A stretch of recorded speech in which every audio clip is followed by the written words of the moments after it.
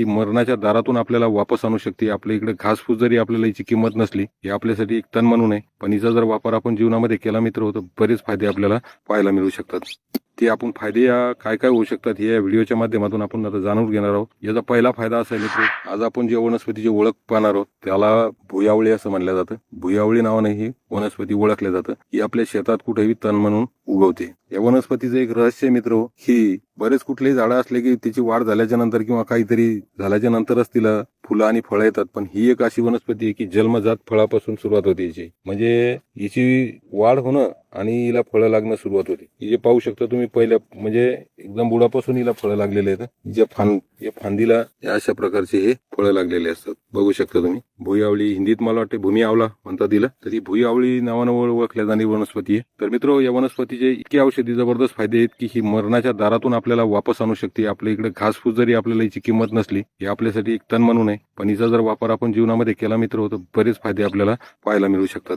ते आपण फायदे काय काय होऊ शकतात हे या व्हिडिओच्या माध्यमातून आपण आता जाणून घेणार आहोत. याचा पहिला फायदा असा आहे मित्र की हे लिव्हरवर किडनी सुजन असली, तुमच्या लिव्हरवर सुजन आहे, किडनीवर सुजन आहे, तुम्ही बरेच परेशान झालेले आहेत, अशा वेळेस जर या वनस्पतीचा वापर केला तर ही किडनीची सुजन, तुमच्या लिव्हरवरची सुजन कमी करणारी ही वनस्पती आहे मित्र. याच्यात तुम्हाला 100% निश्चित फायदा मिळतो मित्र. कावीळवर एक नंबरचं औषध आहे मित्र. कावीळसाठी तुम्ही ज्यांना कावीळ झालेला आहे का नाही त्या लोकांना याचा वापर करून बघा. त्याच्यासाठी तुम्हाला 2-3 दिवसात किंवा 2-4 दिवसातच तुम्हाला त्या कावीळमध्ये चांगला फरक पडलेला दिसून येतो या वनस्पतीच्या सेवनानं. ही माणसाची पचनक्रिया जी आहे, पचनक्रिया सुधारणारी, पचनक्रियेला बळ देणारी, पचनक्रिया मजबूत करणारी अशी ही वनस्पती आहे. ज्या लोकांना अपचन होतंय, गॅस होतोय, पोटात भूक लागत नाही, अशा लोकांनी हिचा वापर नक्की करा. ही रक्त शुद्ध करणारी सुद्धा वनस्पती आहे. रक्ताचं शुद्धीकरण करणारी वनस्पती आहे. म्हणजे ज्या लोकांना शरीरावर पुढे फुंस्या, गळू याचे वारंवार व्हायला लागले, तर याचं कारण असं असतं की आपलं रक्त जेव्हा दूषित होतं त्यावेळेस हे प्रॉब्लेम आपल्याला उद्भवत असतात. तर अशा वेळेला सुद्धा ही वनस्पती आपल्याला जीवनामध्ये चांगली मदत करू शकते मित्र. ही ब्लड प्रेशरला पण कंट्रोल करणारी वनस्पती आहे. इतके जबरदस्त फायदे या वनस्पतीचे आहेत मित्र की तुम्ही यकीन करू शकणार नाही, की विश्वास करू शकणार नाही. एवढी साधी वनस्पती आणि एवढे कसे गुण याच्यामध्ये आहेत. तर माझे स्वतःचे काही अनुभव आहेत मित्र. लय जबरदस्त वनस्पती आहे, तुम्ही याचा वापर करून बघा.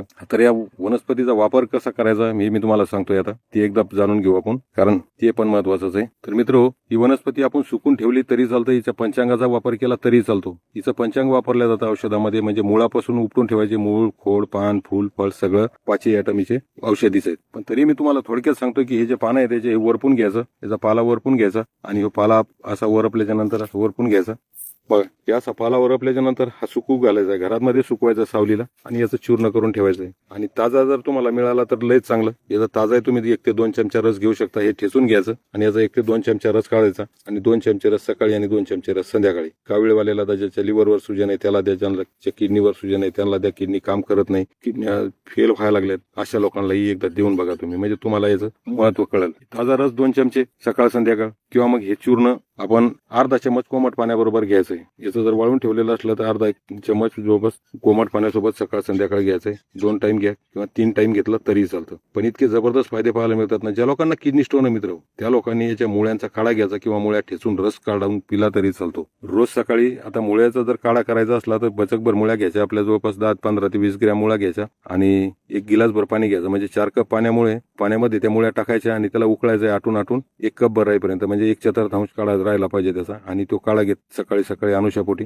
गाळून प्यायचा आहे आणि 1-2 तास काही खाय प्यायचं नाही त्याच्यावर. असं जर तुम्ही केलं तर तुम्हाला किडनी स्टोन तुमचे काही दिवसातच विरघळून लघवीवाट बाहेर पडून जातात. इतकं जबरदस्त औषध आहे मित्र. हे चूर्ण अर्धा चमच घ्यायचे, कोमट पाण्यासोबत रस 2 चमचे घ्यायचा आहे सकाळ संध्याकाळ. तर मित्र, याच्यात तुम्हाला जबरदस्त फायदा पाहायला मिळेल. आपण बऱ्याच वनस्पती आपल्या आजूबाजूलाच आहेत, पण आपण रिकामच इकडे तिकडे भटकत असतो, रिकामच पैसे घालवतोय. जर तुम्हाला पैसे घालूनही आराम पडत नसेल ना, तर नक्की एकदा हा उपाय करून बघा आणि आपल्या भावाला कमेंटमध्ये नक्की सांगा तुम्हाला आराम पडला का नाही पडला. तर व्हिडिओ कसा काय वाटला मित्र, कमेंटमध्ये मला नक्की सांगा. व्हिडिओ आवडला असेल तर एक लाईक करा, चॅनलवर नवीन असाल तर सबस्क्राईब करा. अशाच नवनवीन वनस्पती आपण या चॅनलच्या माध्यमातून लोकांना दाखवत असतो. आता बऱ्याच वैद्यांना भेटून त्यांच्या जवळचे काही रहस्य आहेत ते उलगडवायचे आहेत आपल्याला. त्या लोकांची मला भेट घेणंच आहे आणि ते रहस्य तुमच्या समोर आणणारच आहे आपल्या चॅनलच्या माध्यमातून. तरी चॅनलवर सपोर्ट करत जा मित्र, लाईक, शेअर आणि कमेंट करत जा. भेटूया अशाच एका नवीन व्हिडिओ पुढच्या व्हिडिओमध्ये.